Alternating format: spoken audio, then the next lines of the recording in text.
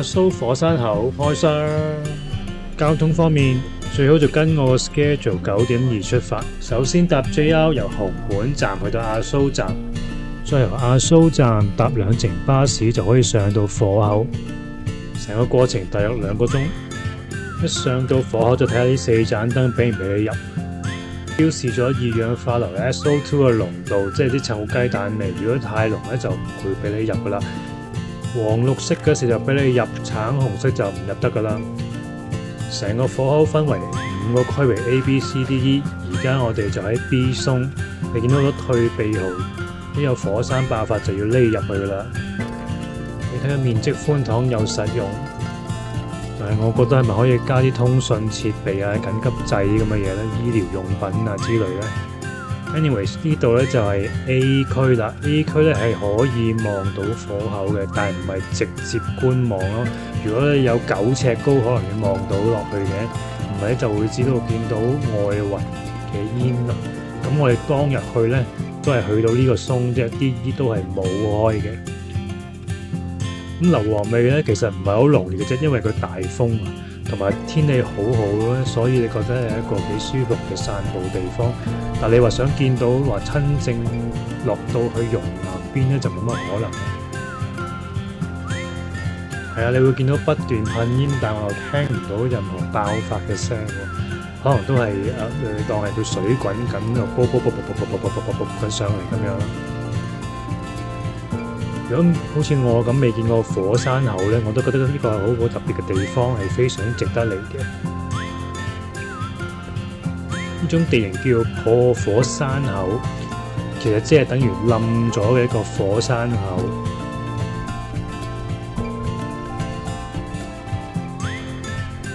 呢度都居然有嘢賣，係一個無形嘅商店。咁佢賣嘅係火山岩石同埋啲結晶。但係其實都冇乜需要買得呢個拎字嘅啫。咁大家見到地下有火山石都唔好執啦，因為都係當地嘅物品嚟嘅。咁如果你拎走佢咧，我諗都有啲山神去揾你。咁我哋行下咧就嚟到 B 區域。B 區域咧就唔係望火山口嘅，火山口隔離附近嘅地形環境其實就冇乜特別嘅啫。所以我都主要喺 A 松徘徊睇翻個火山口。其實 E 松會係最靚嘅，可以俯瞰落個火口，但係經常因為 gas emission 即係啲氣體升上嚟而俾你入，所以睇下你好唔好彩啦。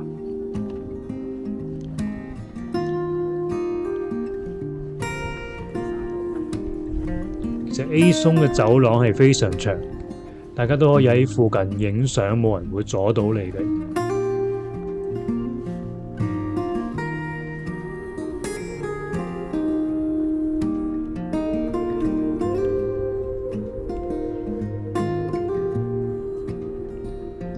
我會建議大家逗留15至20分鐘左右啦，感受下周圍嘅氣氛啦。所以去之前嗰日一定要 check 清楚個天氣狀況，唔係上到去就好掃興。我嗰日去個狀態係好靚嘅，所以好好彩。個能見度可能去到20公里。上到山唔好淨係睇完火口就走喎，其實咧各個地方都可以行到過去嘅。好似我行去沙千里啦，大約15分鐘左右，係一個一望無際嘅大沙漠啊！咁其實唔係沙嚟嘅，係火山熔岩。因為對上一次爆發係23年嘅1月，咁好多地方都破壞，你見到呢啲步道咧都爛晒嘅。係一個特別嘅經驗咯。你睇下呢嚿咁大嘅，應該係被拋出嚟嘅火山熔岩石。其實跟住呢個步道咧，可以繼續去到其他山嶺去行嘅。但係因為你冇地圖啦，同埋你都需要帶備好多乾糧水啦，所以我就唔建議大家行嘅。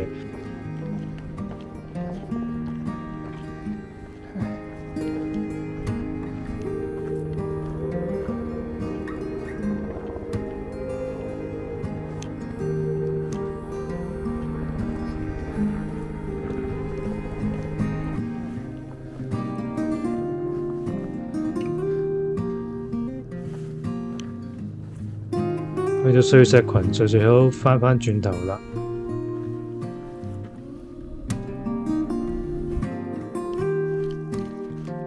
其實你可以離開個步道去行落個沙地嗰度嘅啫，咁個感覺就可以行緊沙灘咁咯，係幾得意嘅。大家好似去咗一個外星星球嘅地方，我覺得好值得去。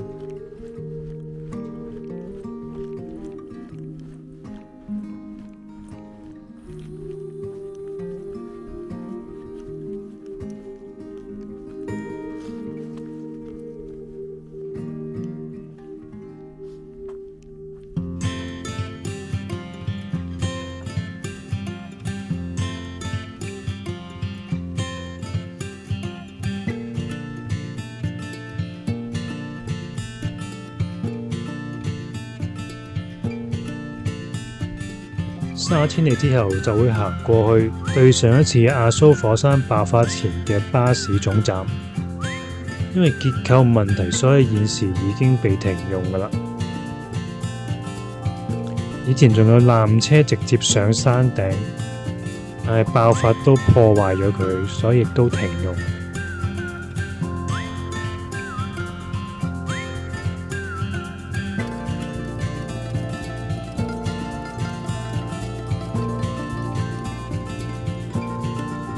新嘅車站就喺舊嘅車站嘅轉角嘅啫。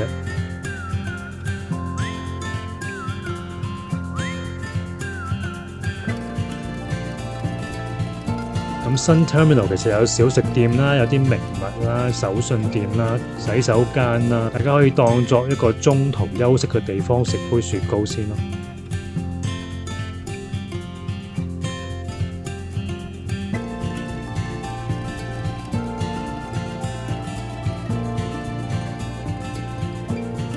喺新 terminal 後邊停車場咧，其實有條步道咧係去到草千里嘅，行過去20分鐘左右係有斜路嘅，亦都可以選擇搭返巴士過去。但日本行山係好舒服嘅，因為天氣方面乾爽，迎面係有風嘅。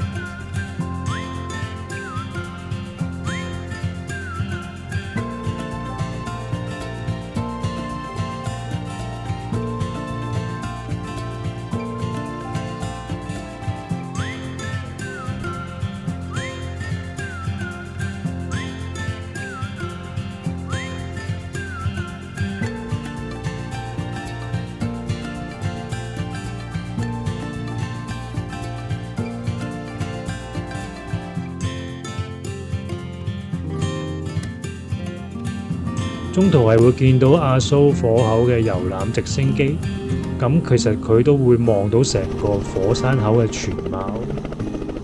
價錢係唔平嘅，14000 yen 10分鐘。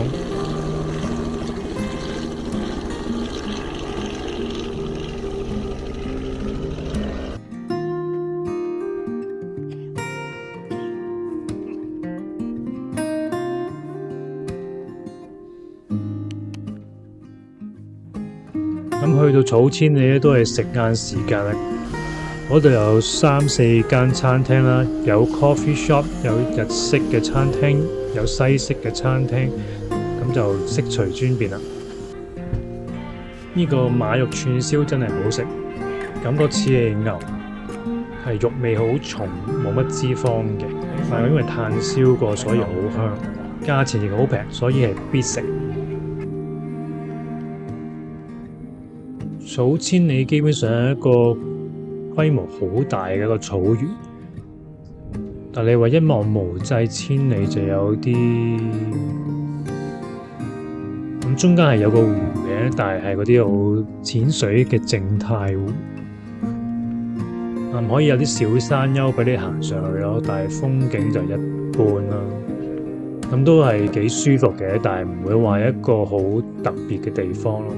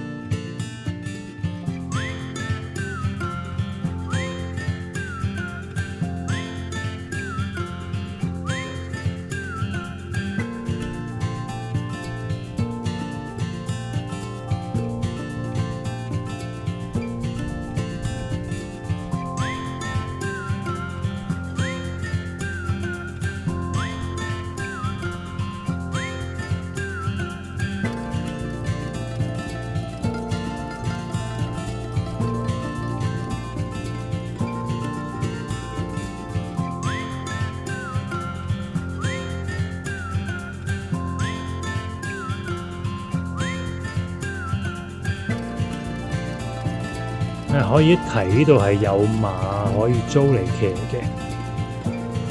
其實佢哋任影唔嬲，又唔怕醜，又唔驚人。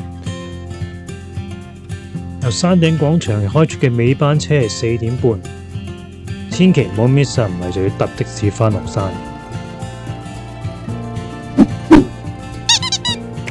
鍾意睇記得 subscribe，下次見。